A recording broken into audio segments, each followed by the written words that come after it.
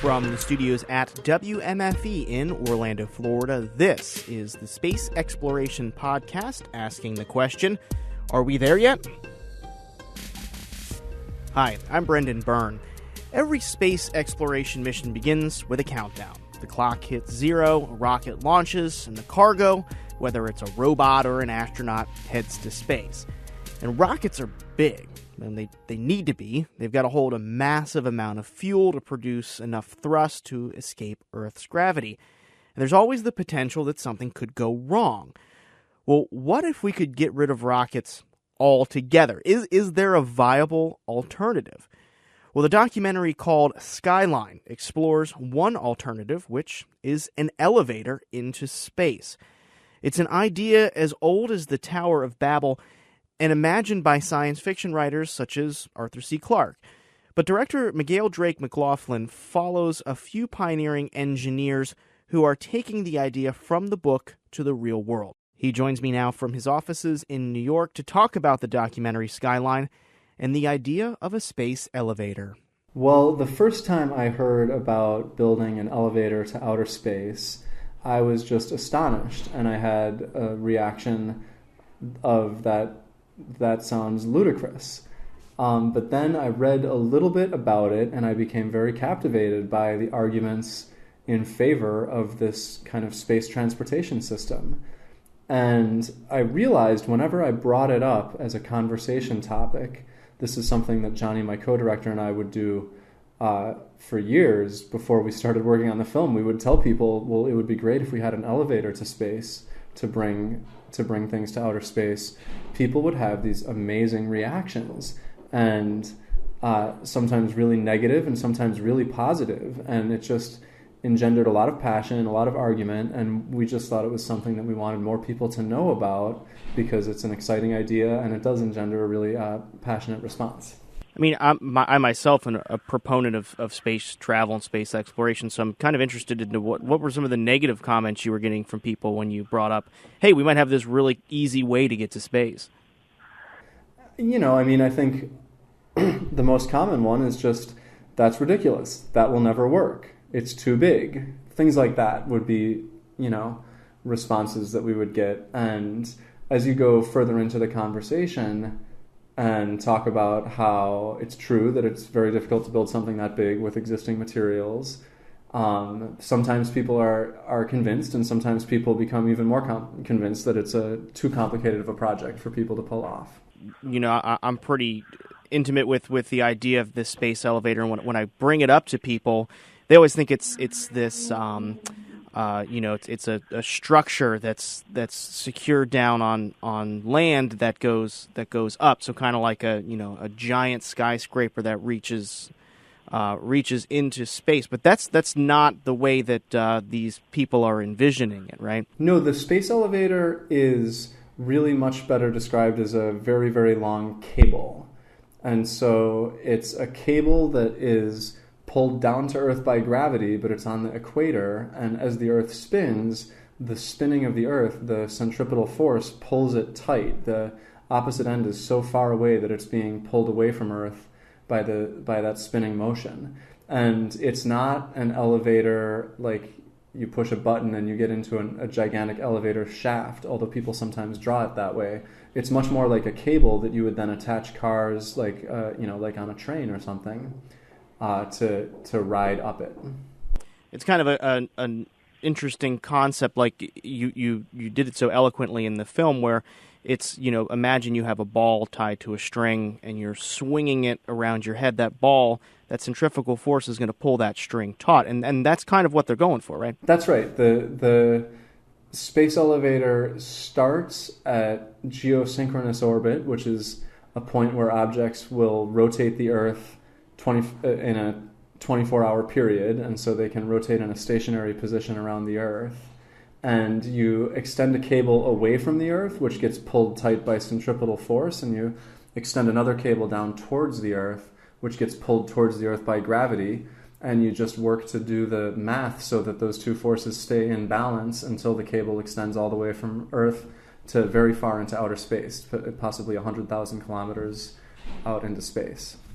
And you want that that geosynchronous orbit because you don't want to be pulled back to Earth, but you also don't want to be thrown out into space, right? That's kind of the middle ground that that they're looking for. That's right. That's right. So in the film, you kind of look at a few people who have this idea that are working towards it, but the idea for a space elevator stemmed from science fiction. Can you kind of talk to me about where that idea first came from, on the pages of science fiction novels, and then how did it kind of progress into actually like being mainstream science and an idea that people would be like, hey, wow, this might actually work? Well, the original idea, and we cover this in our film, possibly you could say goes back very far to something like the Tower of Babel, where people are writing about the mythology of building a tower that goes all the way up to the stars. But the space elevator became most prominent, really dramatically became very prominent in Arthur C. Clarke's book, The Fountains of Paradise. And Arthur C. Clarke, of course, is this visionary writer who wrote 2001 and many other classic science fiction novels. And he heard that there was this idea you could build an elevator to space, and he talked with Jerome Pearson, who's one of the scientists in our film, about how to make it work. And then he incorporated a space elevator into the Fountains of Paradise, and his readership, a huge readership, then knew about it, and some of his readership started to take it very seriously as a solution for getting a lot of cargo to space if people want to leave Earth, or if people want to bring large amounts of material off of, out of Earth's gravity well. And Miguel, I don't want to give too much away in the movie, but or the documentary, but as you kind of go through, it seems like there is just like setback after setback after setback. Like once it's proven that this is theoretically possible, this is great. Boom, there's a shuttle accident, and NASA's focusing all of its resources on figuring out what happened to the shuttle and getting that fleet back. And then there's some progress with another company in the great crash of the economy. I mean, do you think if those things didn't happen, we would be a little bit closer, or are we still not there yet? Well, the key, the missing piece, the main reason we're not building a space elevator right this moment is that to build such a long structure, as I said, possibly 100,000 kilometers long, you need to have a material that can withstand a lot of tension, a material that has a high amount of tensile strength compared to its weight. And those materials are still experimental right now. So in the lab, we think we have found materials that could build a space elevator, but they're not really being produced in an industrial sense right now to do that. So that's really the big issue. But in terms of the will to do that, yeah, there have been a lot of issues with the U.S. space program. Doesn't seem especially interested in this technology, although we did film with NASA at a few events they did to support the space elevator program. And then there's also other just human issues where people have personality conflicts, and that can set projects back quite far. And that's something that we saw while we were filming. It's also the main character in The Fountains of Paradise ends up being a very prickly character who has a hard time getting things done. There are a lot of setbacks. The biggest one is just that more material science research and breakthroughs are needed. But yeah, there's any number of things. Now, in some other countries, like in Japan, people just assume that Japan will build a space elevator because it's a really great solution for Japan's needs. The space elevator would help a lot with energy, and Japan is reliant on nuclear energy.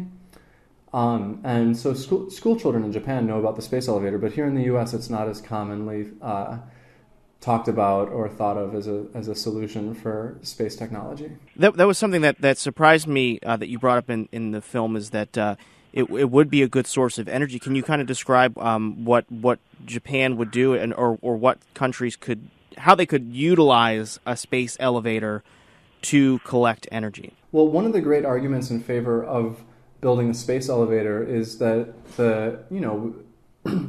our global economy is very reliant on a lot of energy consumption, and we kind of bounce around between oil and some more environmentally friendly solutions.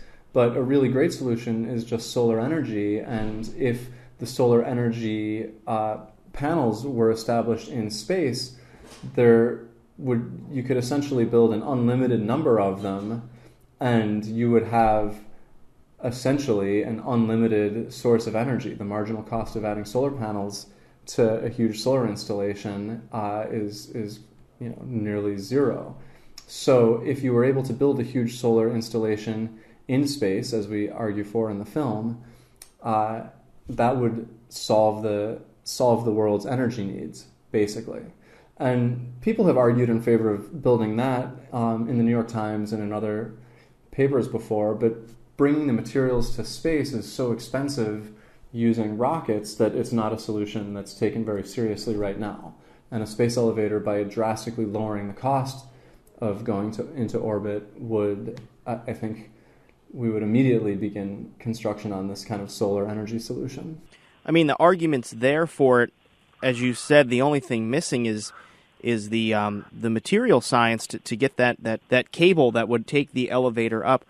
Why don't you think there's more money being spent by these government agencies, the Japanese Space Agency, the NASA, the European Space Agency, to invest in that cable if the payoff is so great, as you say? Well, there is a lot of promising research being done, and to a certain extent, I guess, we don't necessarily know about experimental materials that our government or other governments may be working on. But yeah, all of the characters in our film would, I think, argue strenuously that our government and other governments should be dedicating, billions upon billions of dollars into getting this material breakthrough, because it's, carbon nanotubes, if they're viable as a space elevator material, could have kind of world-changing capabilities in terms of how construction of everything is done. Another great thing that you brought up in the film is the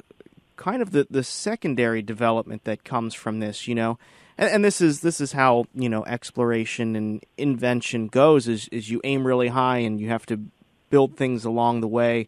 You highlighted a group of scientists that are creating like laser power, like all this really cool stuff is coming out of it. Can you tell me more about that? Sure. So some of the people that we worked with who are involved in the efforts to build an elevator from Earth to outer space are people who were working on the problem of how you would provide power to it, because the whole reason that an elevator is nice compared to rockets is that rockets need to carry fuel up that they're just going to burn as they escape Earth's gravity well.